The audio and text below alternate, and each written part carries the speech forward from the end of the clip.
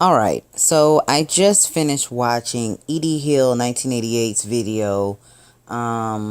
It's an episode of Real Talk with the Rices, but on the thumbnail of the video, it has the question, "Are you the nanny?"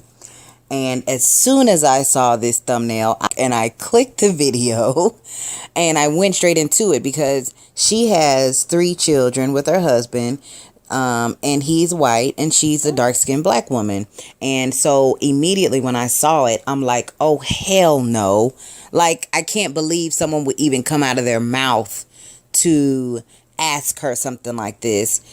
And not only do they have the audacity to come out their mouths and ask her something like this, they're asking her this in the presence of her children. Are you serious right now? And she's like, oh, I usually, because she doesn't want her kids to really be exposed to, ignorance as far as race is concerned. And she feels like she has very young children. She doesn't want she doesn't want her kids to get a complex about being, considered like eye yellow or, red boned or anything like that. And I commend you for that. But girl, let me tell you, if somebody were to come up to me and my baby, now I generally can't speak on this though, because I am married to a black man and my baby's black, and I've never had to deal with this kind of issue. But please believe if I did, those people would be getting an earful each and every time somebody came up to me with some ignorant mess like that in front of my baby. How dare you question whether or not I'm their mother and ask me if I'm the nanny or the wet nurse? How dare you? And you know what? And she asked, why do you think people ask me this question and they don't ask the same thing of my husband when he goes out with our kids? And I'm going to just break it down. I'm going to just break it all the way down.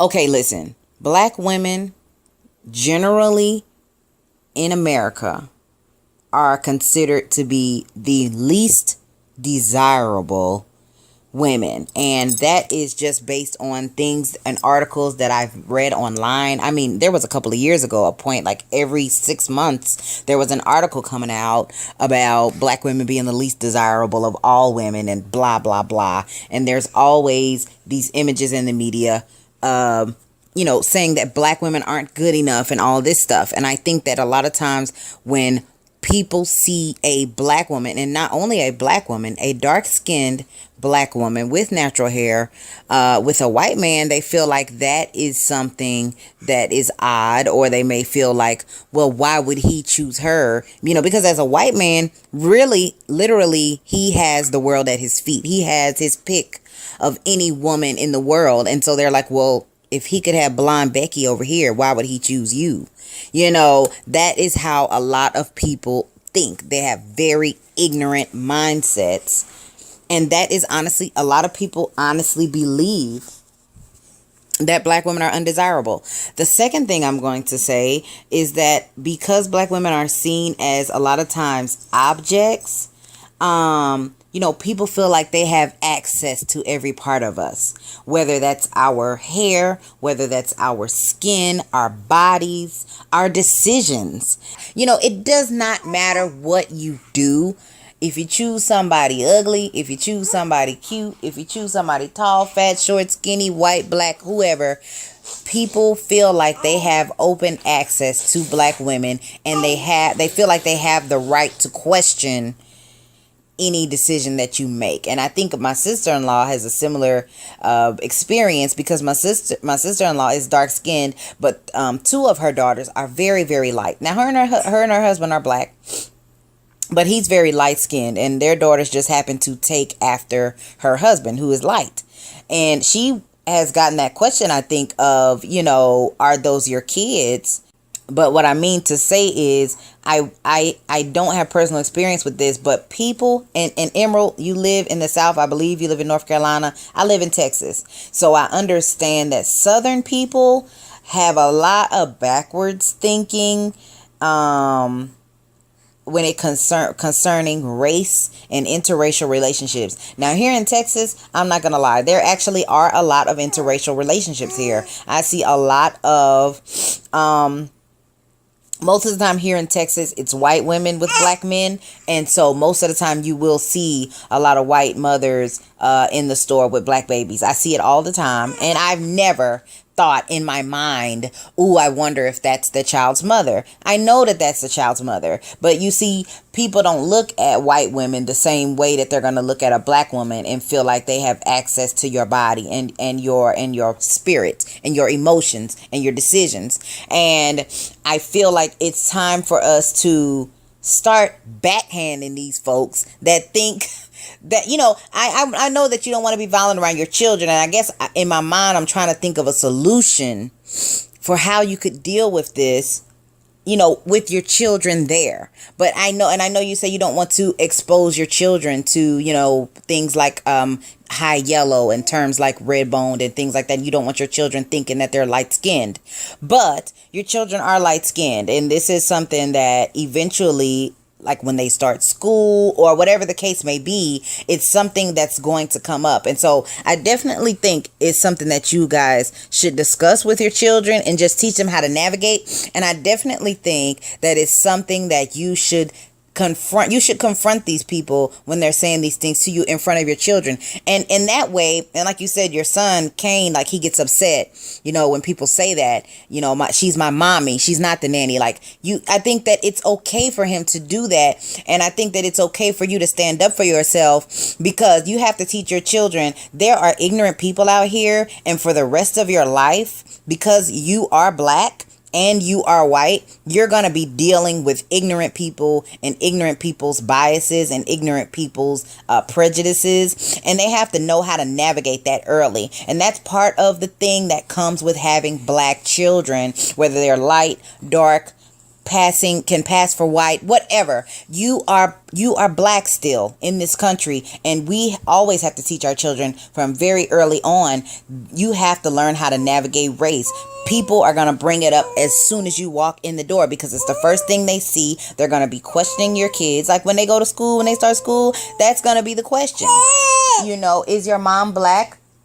Is your dad white? They're going to be asking. Like, I know my niece Hannah, she's one of my sister's-in-law daughter, what I was saying earlier. She's very light and she has loose curly hair. And so people ask her, about her race, or is she mixed and all this stuff. And it's like, no, both of my parents are black.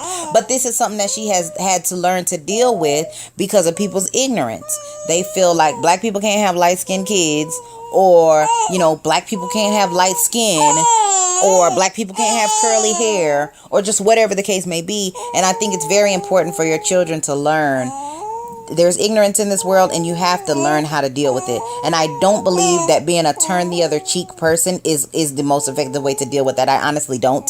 I feel like they need to be able to say, look, take your ignorant behind out of here somewhere. This is my mother. She's black. This is my father. He is white. And that's it. No, I don't need you to be questioning me about my hair texture. I don't need you to be questioning me about my skin color. I am biracial, and that's it. And if somebody is coming up to you being rude and being ignorant, I feel like you have every right in the world to defend yourself and defend your children. You need to be able to show your children that ignorance is not going to be tolerated in any shape, form, or fashion. I, too, have a short fuse for ignorance, which is why I've gone on this long rant. But it just pisses me off that people feel like they can come in and question you about something like this when you're out in public with your children. It's rude. It's wrong. It's racist. I mean, I definitely think that you should defend yourself. You should, at least with words. I'm not saying go and fight and go to jail. Nobody wants that. But with words, I would definitely be chopping these people up. If you don't get your ignorant behind out of here with these questions, no, I'm not their nanny. No, I'm not the wet nurse. Yes, I'm their mother.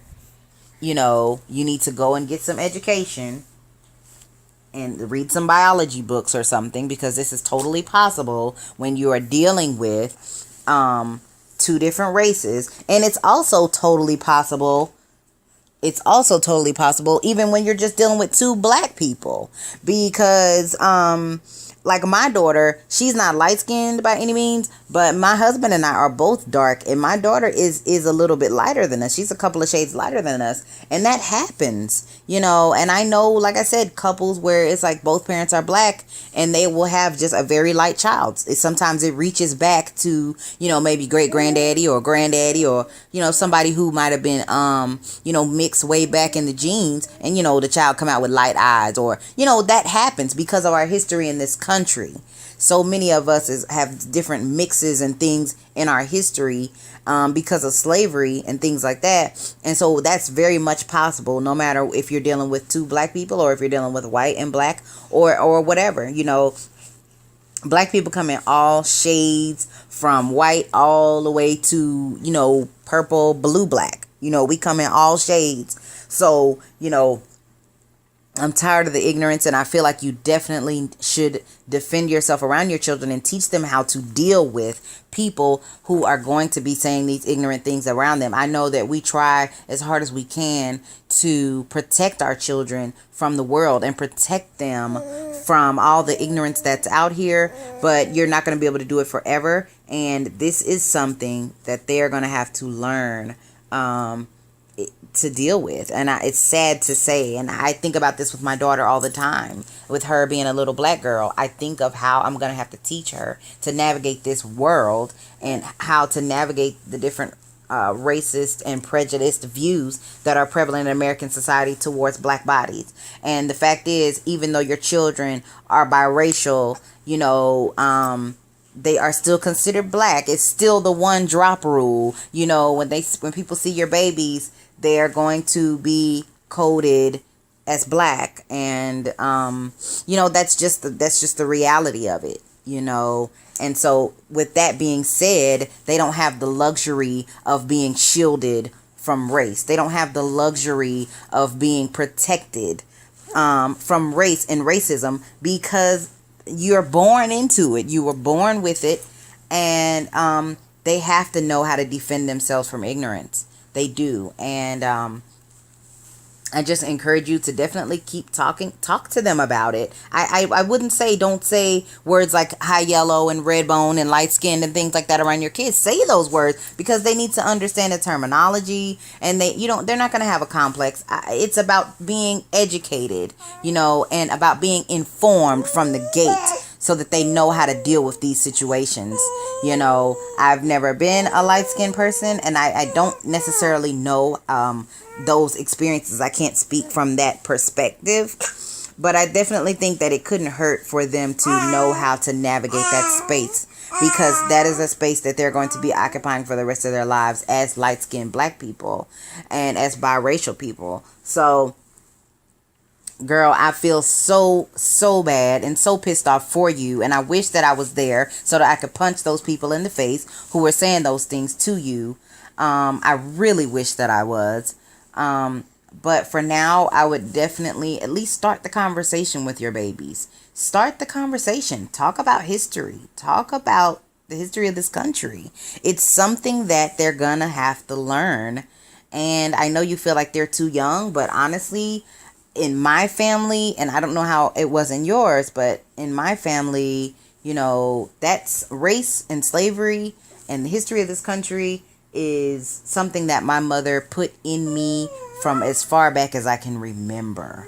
Very early on, 4 and 5 years old, talking about slavery, talking about race, reading books, learning about how black people were treated in this country. And your children are part of that demographic, and they need to know that, you know, things have changed in this country where, yes, interracial relationships are no longer looked at as taboo, where obviously where you are, they still are to some extent, but things have gotten better to where it's not illegal anymore for races to you know, different races to marry.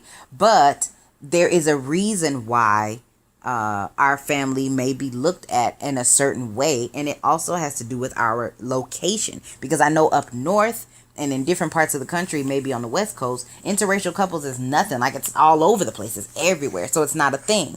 But definitely in the South, and I'm in Texas, so I know, you know, it's still a thing, and they're gonna have to kind of know how to navigate that space. And it's sad that we have to start teaching our kids so early, but they don't have the luxury of being blind to race, and they don't have the luxury to be able to say that they don't know anything, or they have no ideas about, different skin colors, because they're going to be asking those questions, and they're going to be exposed to it, whether you want to or not. Like you said, you can't even walk in the grocery store or the gas station without somebody coming up to you with some bullshit. So, it's something that you're going to have to talk to them about, and you should definitely defend yourself in front of them and show them that we all deserve to be treated with respect.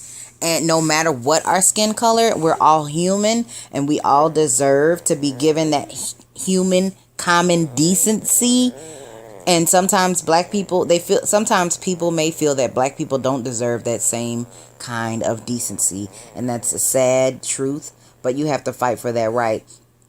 Anyway, I'm just reaching out right now and giving you a big gigantic hug. I'm so sorry that you had to deal with this ignorance, and I definitely just want to say you have a beautiful family. Keep up the good work. You're doing your damn thing with this motherhood thing and this wife thing, and just keep it up. That's it, guys. For my subscribers, just leave your comments below. Go watch the video. I'm putting the link down in the description box to Edie Hill 1988's video, and you guys let me know what you think. All right, guys. Peace.